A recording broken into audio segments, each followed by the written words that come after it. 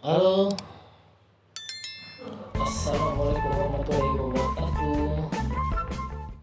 Buat sahabat-sahabatku sekalian di channel Zona AS. Kali ini ya saya akan membahas pertanyaan yang sering banget ditanyakan oleh teman-teman Siti sekalian. Ini sering banget ini. Setiap kita nge-zoom, kita WA, pertanyaan ini banyak banget ditanyakan oleh teman kita, yaitu gangguan pikiran yang mengganggu tubuh atau fisik. Nah, kita menyebutnya sebagai istilah psikosomatis, gangguan pikiran yang berakibat ke fisik. Oke, sahabat-sahabat, jadi untuk beberapa sahabat mungkin ada yang bertanya, Mas, apakah ini kalau di pikiran saya sembuh nih, pikiran sembuh nih, apakah tubuh saya juga sembuh? Tubuh saya juga sembuh kan nih? Kira sembuh? Tubuh sembuh kan nih? Nah, dari beberapa teman yang saya bantu tangani ya, itu sekitar 80%, 75 sampai 80% deh. Kita kira-kira gangguan pikiran kembali normal. Dalam artian gini nih, bisa mengendalikan semua sensasi yang ada di dalam tubuh kita itu juga berkurang.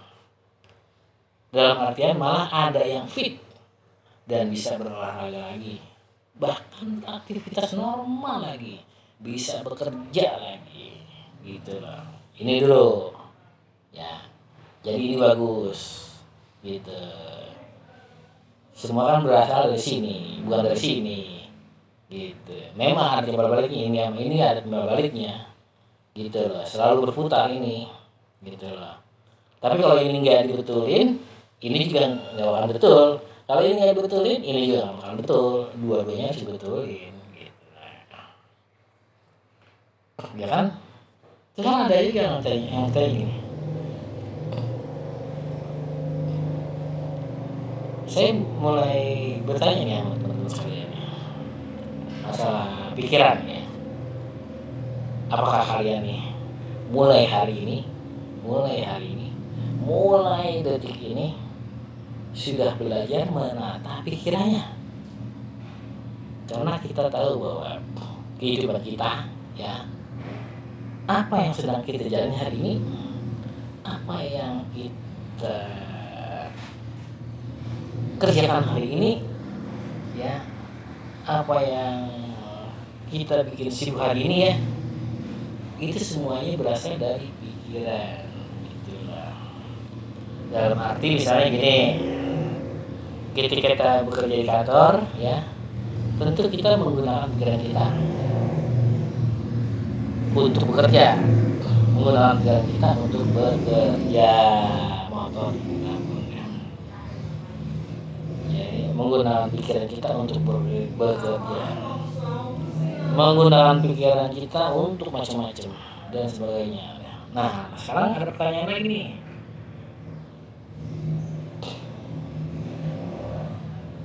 Bagaimana kalau kita lagi kerja, tiba-tiba sensasi muncul?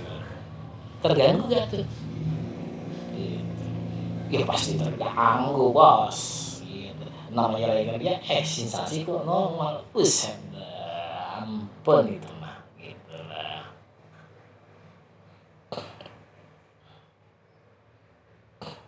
Jadi ya bagi teman-teman ya yang sedang bekerja ya dan mengalami gangguan pikiran seperti cemas atau khawatir ya, yang berakibat ke tubuh, usahakan ketika kita pulang kerja malam hari ya, misalnya kalau yang sedang bekerja nih, lakukan latihan relaksasi aja, merelaksasikan diri sendiri, gitu. Bisa dengan mendengarkan audio terapi atau audio afirmasi, atau dengan beberapa ada yang yoga bisa juga, atau beberapa dengan meditasi, dengan olah nafas dan lain sebagainya. Nah ini semua baik ya, ini semua baik. Ada yang tanya, Mas bagus mana antara ini dengan itu? Semuanya baik kan gue bilang tadi. Selama itu baik untuk pikiran kita, lakukan secara berulang, repetisi selama 30 hari, 1 bulan. Jadi untuk melakukan itu, mau meditasi, mau apa, itu setiap orang berbeda-beda. Ada yang nyamannya dengan olah nafas, ada yang nyamannya dengan meditasi. Tapi terlepas dari itu semua ya, ketika sahabat sedang melakukannya dengan melakukannya dengan melakukannya, jangan cari apanya, fokus dulu. Karena apa? Orang anxiety tidak pernah fokus. Siapa orang anxiety yang pernah fokus? Tidak pernah ada. Nih, ke Bogor, ke Bandung, ke Jogja, nemuin Mbak Nita, Mbak Sari, Mbak Rina, Mas Farah, Mas Puri, dan lain sebagainya. Gitu. Ya. Nggak pernah fokus nggak. Gitu loh. Jadi ya, orang yang sedang mengalami gangguan pikiran, apalagi seperti cemas, apalagi yang berakibat ke tubuh, itu sulit sekali fokus. Jadi jangan cari fokus. Ntar pasti orang bilang gini, aduh, gimana nih, gue nggak bisa fokus ini, gitu. Ya tentu aja nggak bisa fokus, lo kan lagi cemas tau, lagi cemas nggak bisa fokus, gue yakin gitu. Tapi minimal ya, lo udah berlatih, itu yang penting. Berlatih, repetisi, ulangi, tuh yang penting gitu.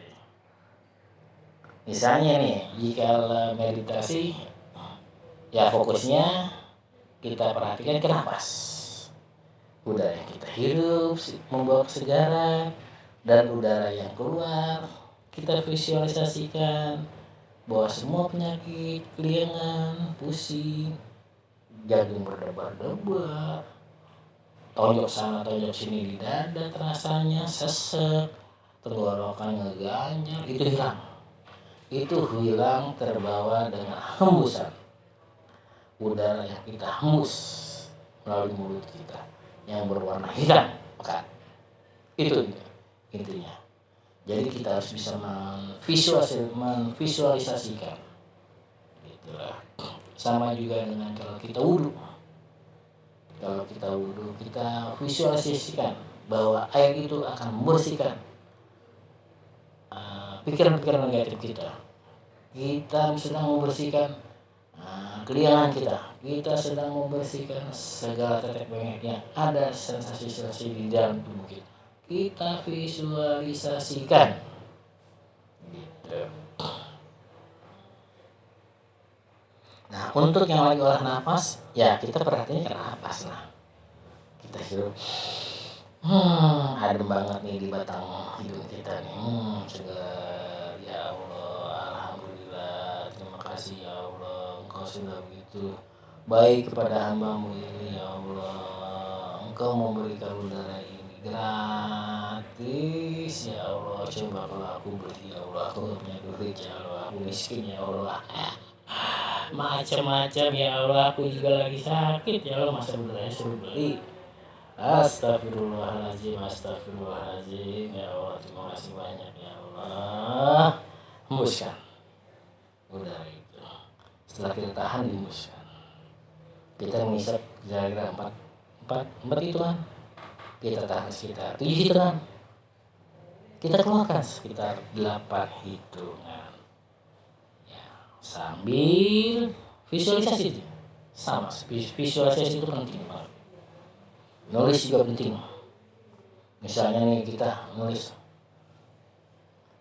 setiap hari aku harus bangkit. Setiap hari aku sehat. Setiap hari aku mempunyai hak untuk hidup. Setiap hari aku berhak untuk hidup. Setiap hari aku berhak untuk bahagia. Setiap hari aku berhak untuk maju. Begitu. Ditulis dan ditaruh ke pada tempat yang gampang kita lihat. Intinya itu. Selalu kita camkan. Repetisi. Itu yang bagus. Nah, itu sangat efektif ya. Olah napas, meditasi itu sangat efektif sekali untuk mengurangi keluhan-keluhan yang ada di fisik kita. Ya. Beberapa orang juga ada yang melakukan senam ringan-ringan nih. Hang, dung, tang, dung, ting, dung. Apalah terserah lah. Senamnya sekali boleh lah. Lo tonton tuh di YouTube banyak. Yang penting bergerak. Jangan tiduran aja gitu ya, agar kita tidak terlalu lemas nih ya. Kadang-kadang penderita memang mengalami rasa lemas sekali. Karena apa sebenarnya lemas? Banyak yang dipantang makanannya, pasti lo banyak yang pantang makanannya. Gue gak boleh makan ini nih karena gue gini-gini. Gue gak boleh makan ini nih karena gini-gini. Ujung-ujungnya apa? Lo kekurangan gizi, lo kekurangan protein, lo kekurangan kalori, banyak lo kekurangannya karena manusia itu butuh tenaga gitu. Jadi mulai sekarang jangan sekali-kali lo pantang, makan aja apa aja. Kalau kira-kira makanan tersebut menimbulkan gas di perut ya, merasa perut lo begah, merasa perut lo gak nyaman, ya udah besok jangan makan. Gampang, ingetin, catat kalau perlu. Nih makan ini gue nggak bisa nih sekarang nih. Gitu loh. Mungkin bulan depan atau 2 bulan lagi gue coba. Biar gue terbiasa lagi. Tuh intinya. Kalau makanan kita selalu mantang-mantang, ya pasti tubuh kita lemas lah. Tapi ya kalau udah itu sudah tidak dipantang lagi ya, dan kita mulai badan kita sudah fit, biasanya kita melakukan senam tuh ya. Senam atau jalan-jalan sore tuh, jalan-jalan sore sama anak, sama istri atau sama suami, jalan-jalan sore. Ngeliat pemandangan, ngeliat apa lah, mobil lewat boleh dilihat lah.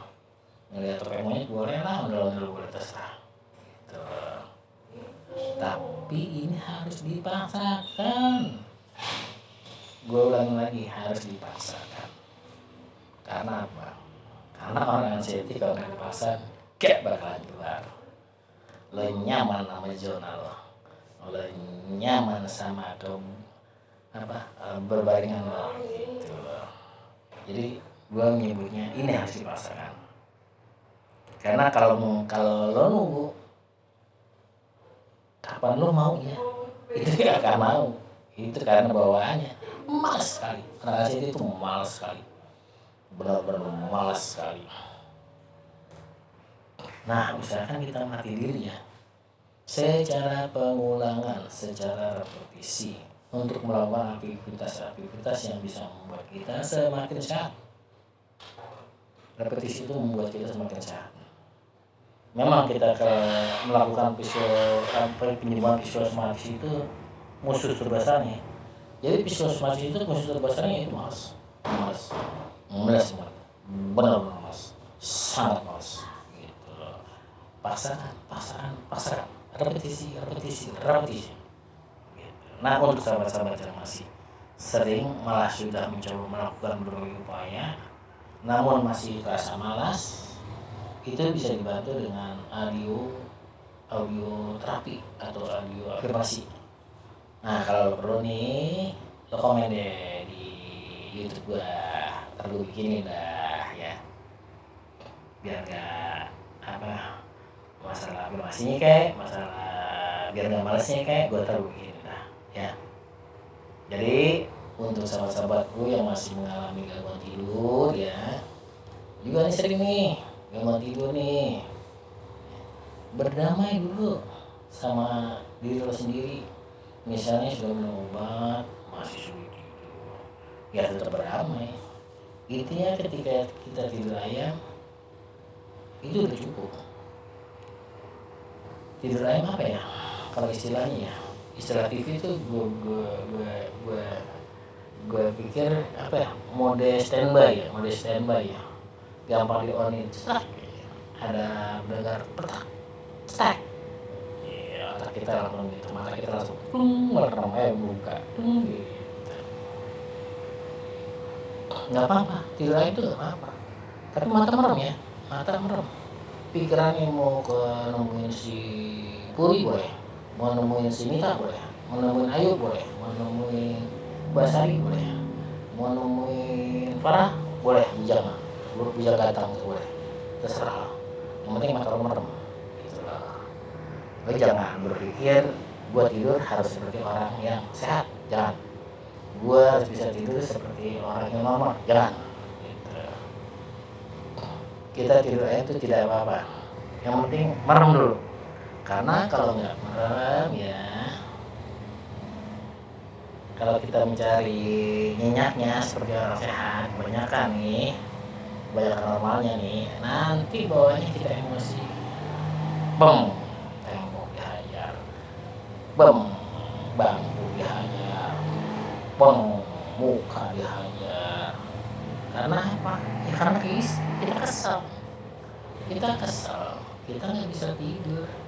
Tidur itu pekerjaan yang sangat mudah, tapi kenapa kita nggak bisa ngerjain?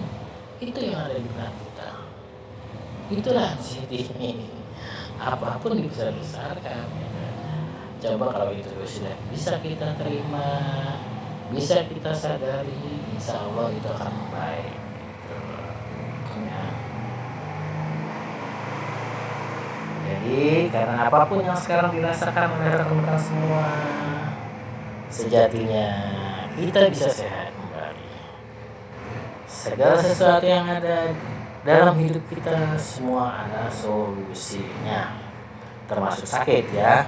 Semua penyakit itu ada obatnya. Obatnya apa? Diri kita sendiri. Yang nentuin obatnya nih, diri kita sendiri, bukan orang lain. Bukan orang lain bos, diri lo sendiri bos. Gitu. Lo malas, seumur umur lo sakit. Lo gak mau bergerak, seumur umur lo keringan. Begitu bos, diri lo sendiri bos. Lo berani bergerak, lo berani olahraga, lo sehat. Gue yakin, gue jamin, lo sehat. Gitu. Mungkin di antara sobat sekalian ya, ada beberapa yang masih ditawarin, nih gue punya obat nih anti keringan ini. Wah, banyak duit ya, beli.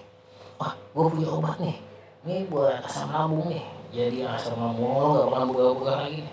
Beli, wih dah, duitnya banyak, gajinya gede, dia beli. Ya tapi gue yakin ini nih masa awal-awal doang nih, sekarang lo enggak deh, gue yakin lo enggak sekarang.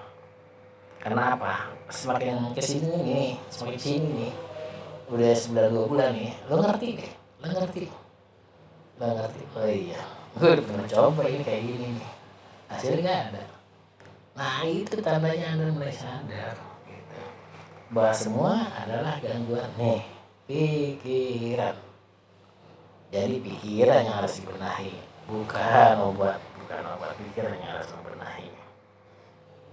Dan untuk beberapa teman ada yang tanya nih, Mas, lambungnya dulu, ini buat yang lambung nih ya, Mas, lambungnya dulu atau pikirannya dulu? Gue jawab, ya dua-duanya yang bagus lah, lambungnya juga, pikirannya juga. Makanya kalau berobat ke dokter tuh dikasih obat jadi minum. Jangan lo tersugesti dengan obat gitu loh. Oh, obat ini nanti efek sampingnya seperti ini. Itu kenapa? Karena lo suka googling. Jangan googling makanya ya. Kasih obat minum gitu. Tapi ingat, obat itu bisa netral ya, ke dalam tubuh kita, yang penting minum yang banyak, minum air putih yang banyak, air putih loh, bukan yang lain-lain, air putih ya, itu bagus air putih. Tapi selain minum obat ya dilatih juga nih pikiran kita nih, biar kita bisa sabar gimana, caranya kita bisa menerima gimana, itu harus dilatih gitu loh. Karena apa? Karena memang kalau saya bilang ini murni gangguan pikiran, mungkin beberapa orang ada yang bilang, tapi ini lambung, masa mau berasa yang di lambung. Nah, agar mudahnya ya udah, lo minum aja lah obatnya lah. Gitu lah. Karena ini memang gangguan psikosomatis. Yang jelas pikiran yang berakibat ke tubuh. Udah gitu aja lah. Ketika pikiran kita sehat, otomatis tubuh kita sehat. Tentunya asam lambung juga tidak akan pernah naik-naik lagi. Yang penting pikirannya sehat loh, gitu loh. Kecuali ya, ketika kita sudah sehat, kita sudah damai, tiba-tiba kita makan sembarangan. Apa aja? Apa itu buat? Apa aja enak mantap, enak banget. Nah biasanya kalau kita udah makan kayak gitu tuh ya, perut tuh terasa tidak nyaman. Nah itu yang memicu cemas. Itu jadi lebih ke apa ya, masuknya ke trauma ya sobat-sobat ya, ke trauma perut begah namanya. Bisa jadi ya setiap perutnya begitu trauma langsung dicas cung, perut begah cung, otak kumat gitu. Nah itu efek pikirannya seperti itu, cara kerjanya memang seperti itu. Terus ada yang perutnya terasa panas nih, habis makan sambal panas, wah kalau udah panas nih kumat langsung cung, wah jangan-jangan gue, wah gue panas banget nih, jangan-jangan. Nah itu dia, itu pikiran, itu psikosomatis. Yang penting kita tahu apa permasalahannya, kenapa kita kembung, kenapa kita panas. Kalau itu sudah kita tahu akar permasalahannya, otomatis ya kumat itu akan reda dengan sendirinya, atau tidak terlalu mengkhawatirkan gitu, bisa kita terima dengan baik gitu. Jadi mulai hari ini dan seterusnya, untuk sahabat-sahabat diharapkan untuk konsisten melatih pikirannya, karena yang sedang dialami sejatinya akan berakhir dengan baik. Oke sahabatku sekalian, semoga memberikan pencerahan ya. Saya semua S untuk sobat-sobat semua, 5 November 21 ya, tetap semangat, sukses terus dan salam bahagia. Buka juga untuk teman-temanku di seluruh Indonesia, salam sehat buat kalian semua. Sehat itu penting, sehat itu nomor 1, sehat itu Anda bisa kemana aja ya. Oke, sekian dulu. Assalamualaikum warahmatullahi wabarakatuh.